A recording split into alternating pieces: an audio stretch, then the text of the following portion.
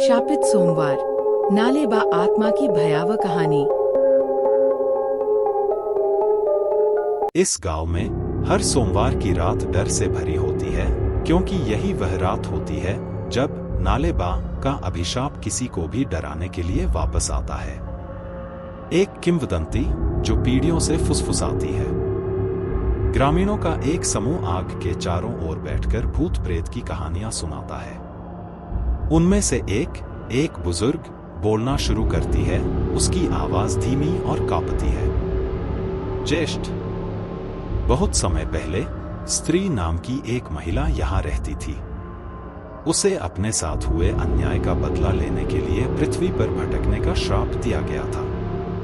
वे कहते हैं कि उसकी आत्मा हर सोमवार की रात को लौटती है। वह चिल्लाती है, नालेबा, जिसका अर्थ है, क्या तुम कल आओगे? यदि आप उत्तर देते हैं तो आप उसके क्रोध को आमंत्रित करते हैं। ग्रामीण घबराई हुई निगाहें एक दूसरे पर डालते हैं। बुजुर्ग और जो लोग उसकी चाल में फंस जाते हैं, वे कभी दूसरा दिन नहीं देख पाते। एक बार जब आप जवाब दे देते हैं तो आप चिन्हित हो जाते हैं। चाहे आप कहीं भी छिप जाएं, वह आपको ढूंढ ही लेगी।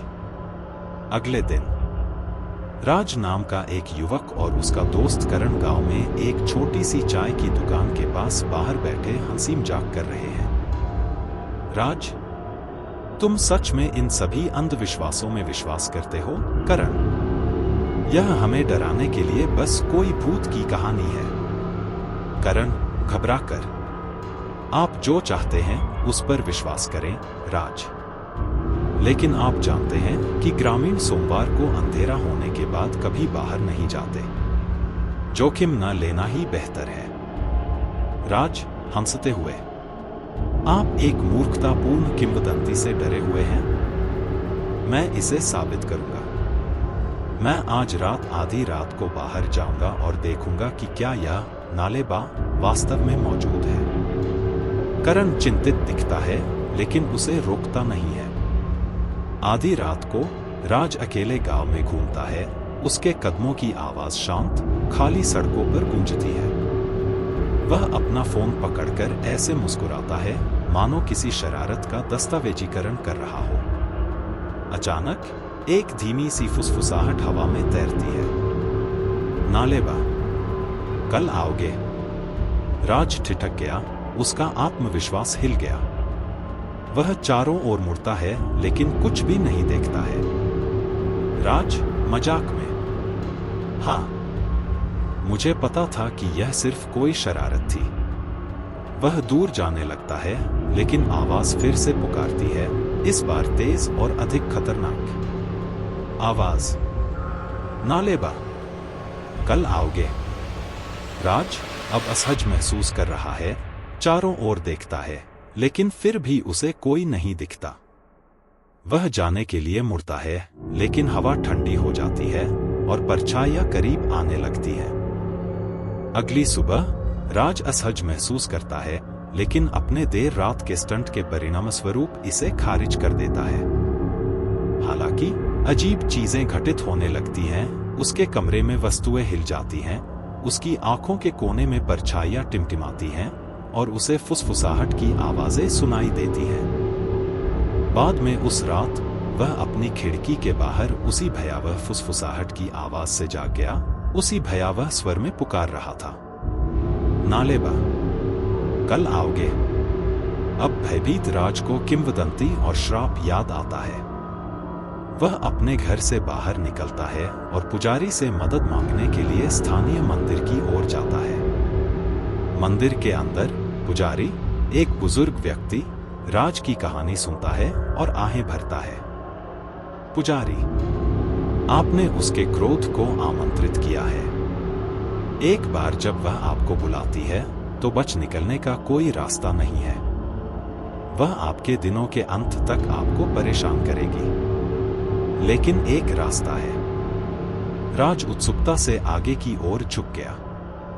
राज, कृपया मुझे बताएं कि मैं इसे रोकने के लिए क्या कर सकता हूं। पुजारी गंभीरता से, जब वह कॉल करे तो आपको कभी भी उसका जवाब नहीं देना चाहिए। आपको उसे अनदेखा करना चाहिए, चाहे वह कितनी भी करीब आ जाए। यदि आप जवाब देते हैं तो आप अपना भाग्य तय कर लेते हैं। उस रात राज अपने कमरे में अकेला है, सन्नाटा बहरा कर देने वाला है। अचानक आवाज आती है, पहले से भी अधिक तेज और स्पष्ट। नालेबा, क्या तुम कल आओगे? राज का दिल तेजी से धड़कने लगता है जब वह अपने दरवाजे की ओर कदमों की आहट सुनता है। वह जानता है कि उसके पास एक विकल्प है, उसे अनदेखा करना। दरवाजा चरमरा कर खुलता है और दरवाजे में एक महिला की छायादार आकृति दिखाई देती है। उसका चेहरा विकृत हो गया है, उसकी आंखें क्रोध से चमक रही हैं। स्त्री, आपने मुझे उत्तर दिया, अब आपको कष्ट होगा। पुजारी की बातें याद करके राज ने अपनी आंखें बंद कर ली। वह उसे नजरअंदाज कर देता है, चुप रहता है क्योंकि आकृति करीब आती है, उसके कान में शाप फुसफुसाती है। कैमरा धीरे धीरे राज के चेहरे पर जूम करता है, जिससे उसका आतंक और दृढ़ संकल्प दिखाई देता है, क्योंकि वह बोलने की इच्छा से जूझ रहा है। अंतिम हताश कार्य में राज अपना सारा साहस जुटाता है और चिल्लाता है। राज चिल्लाते हुए, मैं तुम्हें उत्तर नहीं दूंगा। अचानक आकृति चिल्लाती है और गायब हो जाती है, पीछे केवल उसके रोने की गूंज रह जाती है। अगली सुबह राज खुद को जीवित पाता है, लेकिन हिल जाता है। गांव शांत है, मानो श्राप हटा लिया गया हो। हालांकि वह जानता है कि लड़ाई खत्म नहीं हुई है। उस रात की याद उसे हमेशा सताती रहेगी। कथावाचक, राज भले ही अभी बच गया हो, लेकिन नालेबा का अभिशाप वास्तव में कभी खत्म नहीं होता। यह छाया में छिपकर इंतजार करता है कि अगला व्यक्ति उसकी कॉल का जवाब देने की हिम्मत करेगा। Thanks for watching, everyone. If you enjoyed the story, don't forget to hit that like button. Let us know your thoughts in the comments below. And feel free to share this creepy tale with your friends. Make sure to subscribe to our channel and ring the bell so you never miss a new story. Stay tuned for more chilling adventures, if you dare.